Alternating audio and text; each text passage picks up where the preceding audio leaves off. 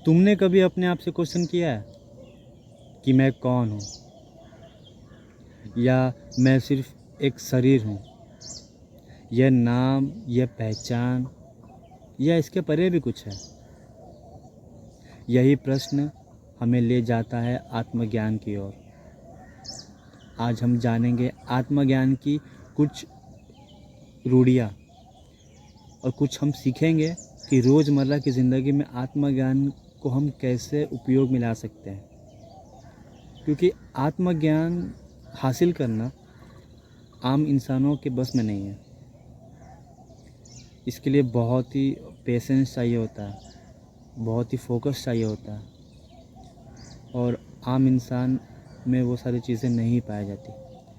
फिर भी रोज़मर्रा की ज़िंदगी में हम उन चीज़ों को अप्लाई करके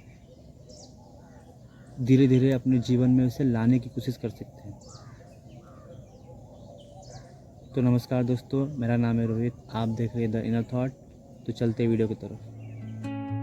The wind hums songs at the break of day. आत्मज्ञान का अर्थ क्या है? स्वयं को जानना, खुद को जानना। देखिए, शरीर बदलता है, मन भी बदलता है, और लोगों के विचार भी बदलते हैं, लेकिन एक चीज़ है जो नहीं बदलता, वही आत्मा है। और उसी को हमें ज्ञान की पूर्ति करनी है, उसी को कहते हैं आत्मज्ञान। आत्मा ऐसी चीज़ है जिसे आप जान जाओगे ना, आप संतुष्ट हो जाओगे। सुख से, दुख से, सिचुएशन से।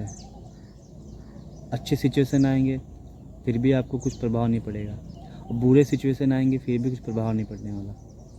भगवद गीता में श्री कृष्ण कहते हैं, नैन छिंदती शस्त्राणि, नैन दहती पावक।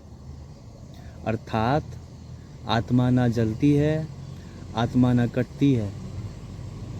आत्मा तो शाश्वत है, अविनाशी है।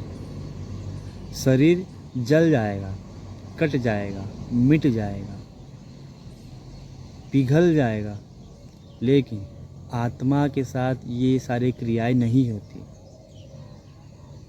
अगर आप शरीर को मान के चलेंगे तो वो एक टाइम मिट जाएगा, और आत्मा को मान के चलेंगे वो कभी नहीं मिटेगा।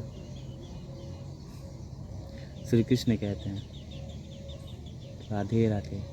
जब हम ये समझ लेते हैं कि हम एक आत्मा हैं, तो जीवन बदल जाता है। दुख भी हमें छोटा लगने लगता है, और सुख में भी अहंकार नहीं आता। यही आत्मज्ञान है। अब सवाल यह है कि इसे अपने ज़िंदगी में कैसे लाया जाए। बहुत आसान है। सुबह उठते ही आप अपने आप से ये कहिए कि मैं एक आत्मा हूँ, शरीर नहीं। और जब भी आपको गुस्सा आए तो आप अपने आप से कहें कि आत्मा का स्वभाव शांति का है, गुस्से का नहीं। रिश्तों में सामने वाले को आत्मा मानो, शरीर नहीं। इससे आपकी जितनी भी त्रुटियां रहेंगी सामने वाले के प्रति, वो दूर हो जाएंगे, स्वयं ही दूर हो जाएंगे। आपको लगने लगेगा ये तो आत्मा है, मैं भी आत्मा हूँ।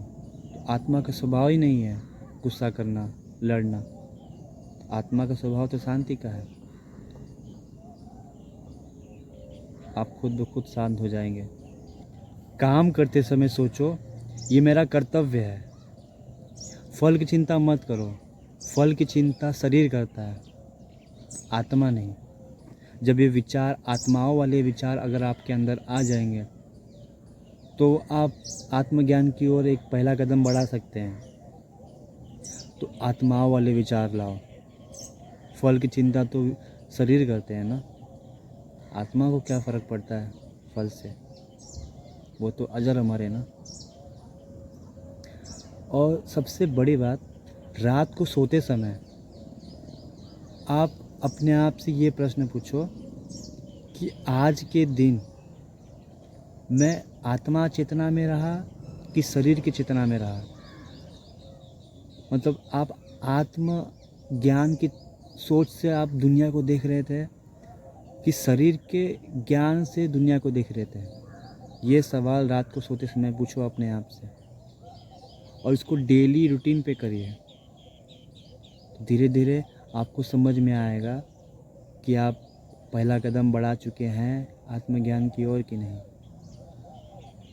ये कुछ बेसिक चीज़ें हैं जो आम इंसान अपनी रोज़मर्रा ज़िंदगी से करते करते आत्मज्ञान की प्राप्ति कर सकता है। संत कबीर कहते हैं, मौको कहाँ ढूंढे रे बंदे, मैं तो तेरे पास रहे। अर्थात आत्मा बाहर नहीं, हमारे भीतर ही है। बाहरी साधनों से नहीं, भीतर की यात्रा से आत्मज्ञान की प्राप्ति होती है। सूरदास कहते हैं, जाकी रही भावना जैसी, प्रभु मूरत देखी तीन जैसी। अर्थात सूरदास इसमें कहते हैं, जब हमें आत्मज्ञान की पूर्ति होती है तब हमारे विचार शुद्ध हो जाते हैं और हम उन्हीं शुद्ध विचारों से दुनिया को देखते हैं। हमारे देखने का नज़रिया बदल जाता है, शुद्ध हो जाता है। जब हम अपना नज़रिया बदल जाते हैं देखने का, दुनिया और खूबसूरत दिखने लगती है और हर जगह प्रभु की मूरत दिखती है, तीनों जगह। तो सही प्रश्न ये नहीं कि दुनिया हमें क्या मानती है, सही प्रश्न ये है कि हम अपने आप को, हम खुद को, हम स्वयं को क्या मानते हैं।